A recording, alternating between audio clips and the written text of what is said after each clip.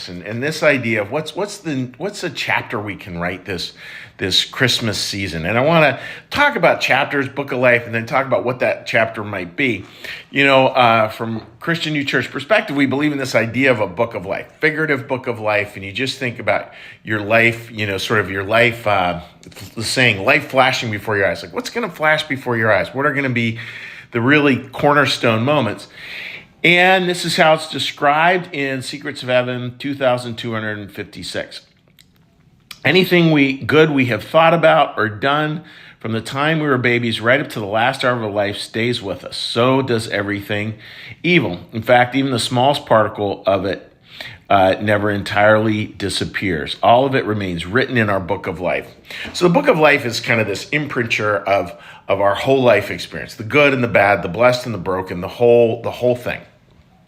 And that's kind of our body of work. And there's some real beauty to that, because the idea, friends, is that the story's good. I mean, that's the whole Bible. The whole lesson of the Bible is that this story's good. It's going to have challenging moments in it, but Garden of Eden's at the beginning, Garden of Eden's at the end. It's sort of it's a good story. And the idea that we get to write chapters of it, that if you don't like the story you're in, write a different story. And what do those chapters, how do those chapters kind of work? Well, one I was thinking about this morning that we might want to think about this Christmas is this. So, Susan and I do a fair amount of socializing here with different groups of people and different things, different parts of our life that we enjoy to celebrate over Christmas. And it's really fun and enjoyable, and it gets a momentum to it, which is great. And that's a beautiful chapter. And we also need to always make sure that we add into the chapter this. And this is going to take a little bit of explaining here.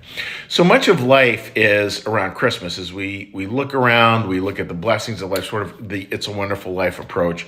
Look at the blessings, look at the people who've been part of our life over the past year, new relationships, new this, new that, all this beautiful stuff. And we get to look back at it over Christmas. We get to give gifts. We need to be with our families, hopefully. All these things kind of come together. And at the same time, we need to remember to add into that writing, add a few sentences where we look back at other people's experiences of the year behind. And remembering that Christmas may not be such a positive experience for them. And that gets said a lot, and everybody watching this knows that. But I just urge us to all take it seriously this year and to think back, who is someone who has lost a loved one that you know of over the past year. They've lost a loved one, you know about it, and you know that might add a certain element of sadness to this Christmas season. Or somebody that's gone through a divorce, or somebody that has struggled with a health issue, or somebody that's lost a job, but whatever it is. So that way with Christmas, we're looking at those people and figuring out a way to, how do we serve right there? What can we do for that person this Christmas? And allow that to be a few sentences in this chapter called Christmas 2024. So it's not just chapters that we're writing that are about our sort of closed-looped world, and that's a beautiful thing. We have our big family Christmas parties coming up Sunday night. Can't wait to do that. That's a closed circle. It's just family. Beautiful, beautiful stuff. And there also needs to be additional sentences written that are talking about people who've lost someone, or people who are struggling, or people who are worried, concerned, whatever it might be. And how do we actually serve those people as well? And it's a service thing. It's not going in pretending that we know what they need. It could be very simple things. It could be a restaurant certificate, could be a cash gift, could be a text message, could be a phone call, could be inviting them over.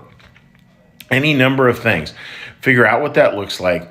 Write a few of those sentences, and then just enjoy it, because that's such an important part of the book of life is those little small things we do for one another, especially when we're aware of where their struggles have been over the past year. So I hope that makes sense, friends. And what we're going to do now we're going to take a little breath. We're going to do a little meditation, a little prayer, and we'll say hi to folks on Facebook. So with that, dear friends, let's get a little breath.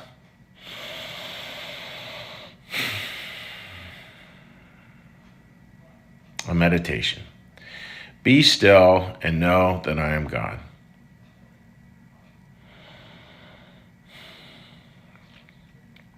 Be still and know that I am.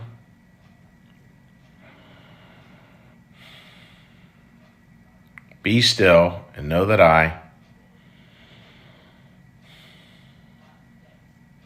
Be still and know that.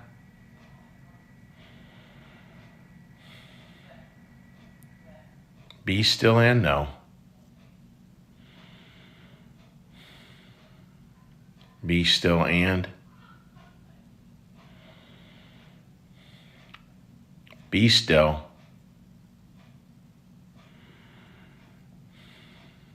Be.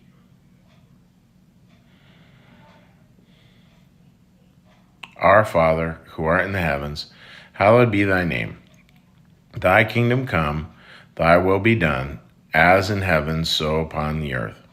Give us this day our daily bread, and forgive us our debts, as we also forgive our debtors. And lead us not into temptation, but deliver us from evil. For thine is the kingdom, and the power, and the glory forever. Amen. May the Lord bless you and keep you. May the Lord make his face to shine upon you and be gracious unto you.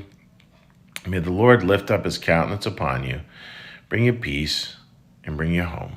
Amen. All right, dear friends, let's give a little cheery hello to anyone who might have joined us here. All right. I'll refresh that page. All right, let me flip over to there. And again, thank you for anybody who's watching who was at the open house last night. Thank you so much for coming. Susan and I had a great time. Marcus, good morning to you. We had a great time and just really, really enjoyed it, and wonderful connecting.